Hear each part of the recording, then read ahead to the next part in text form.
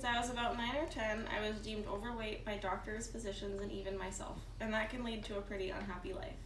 So every year after I turned 13, I told myself for my New Year's resolution, I'm going to get in shape, and I'm going to be healthy, and I'm going to be happy with myself. And that never really happened until this year. For my 2019 resolution, I told myself I'm going to eat less processed foods, I'm going to make more food at home, and I'm going to exercise more than I ever have before. And I'm actually seeing some results. My BMI has lost 2 points, my waist has lost 4 inches, and my body fat percentage has lost about 10%. So the two problems that I see with eating out and buying junk food rather than making food at home is unhealthy weight gain and putting bad chemicals in your body, as well as it's much more expensive. So a little bit about weight gain. This article titled Diet and Nutrition Disorders by researchers at Southeastern University of May 2016 says that in 2004, the childhood obesity rate was 6.6%. In 2007, it was rated at 15.4%. And in 2016, it was at 22.2%. As we can see, childhood obesity is constantly increasing, and I think it's a little bit more impactful to look at what we're doing to our children rather than what we're doing to ourselves. So when it comes to chemicals, it's really important to understand what you're putting into your body. And the UW article, 6 Benefits of Homemade Meals by Yacoviello, says that fast food is very high in fats, salts, and bad sugars, because there are good sugars. McDonald's fries have 19 ingredients. I have a feeling that none of you could list more than 4 to 5 of those ingredients. It's pretty bad. Not knowing what you're putting into your body can lead to unhealthy weight gain, illness or disease, fatigue, and if you're that kind of person that has allergic reactions or you have children or siblings that do, it can be dangerous.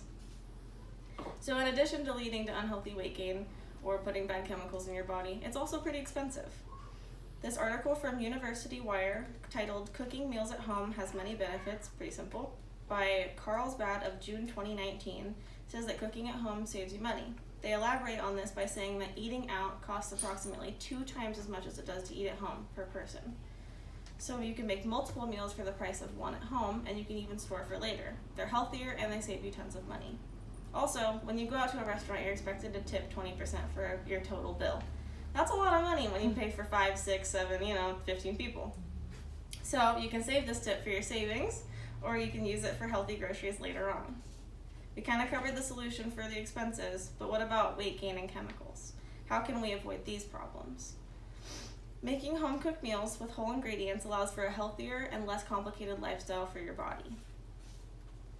A study by London Times, titled Even Healthy Fast Food Can Make You Fat, by Kat Lay of February 2018, says nutritious meals at home make you feel fuller, faster, and longer, which means that you eat less, and that doesn't lead to unhealthy weight gain, and you feel better about it. The study included 60,000 random people, and 63% of those people were deemed overweight, 27% of those people were obese. The study concluded by observing people and how their eating habits portrayed to their weight, that slow eating results in 42% less likelihood to be overweight. It's also very important to understand what you're putting into your body and how much of it you're putting into your body. The UW article, 6 Benefits of Homemade Meals, like we discussed earlier by Yacoviello, refers back to the McDonald's has 19 ingredients in their French fries.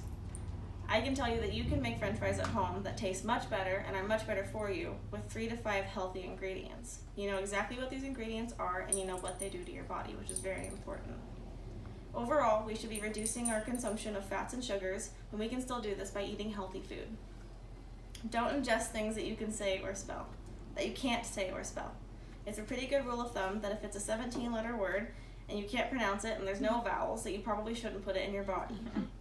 So a lot of people are probably thinking, yeah, that's a great idea and I'd love to do that, but cooking just takes way too long. I don't have time for that. I have to pick my kids up from the babysitter, and I don't get off until 5, and I don't want to eat at 9 o'clock. Well, cooking can be super easy and super quick, and my number 1 recommendation for making cooking easy and quick is to use a crock pot. Using a crock pot helps you provide meals while you're at work, and once you get home, they're already hot and ready. You can use them to meal prep, and you can have tons of leftovers that can be put in the fridge for lunch the next day, so you're saving money on another meal. An article from UK Living by Keegan N. of September 2016 says that the average cook time for a dinner in an average family's household takes about an hour and 4 minutes. It takes roughly 20 minutes for this family to eat their dinner. That's a really long time to cook for a really short time to sit down and eat and spend with your family. So they did an experiment where they encouraged families to put songs on, they encouraged them to get into the kitchen and dance, where everybody in the family had a role in creating dinner, and they used crock pots and meal prepping in the week before to encourage a faster meal. The results that they got were that the hour and 4 minutes of average cook time went down to a 25-minute cook time. Families were happier and more inclusive. They reflected on their weeks and got along better. And the family eating time spent at the dinner table went from 20 minutes to an average of 45 minutes to an hour and a half. And on Thanksgiving and Christmas, they realized that it went to almost 2 hours. So his family was spending more time together, and who doesn't like that? So how often do you guys eat fast food and buy boxed or canned meals with things that you can't pronounce on the back? Probably pretty often, and more often than your body would like for you to. So I'd like for you guys to learn some new recipes and maybe try meal prepping. Make some meals weeks in advance, pop them out, and have them in 10 minutes.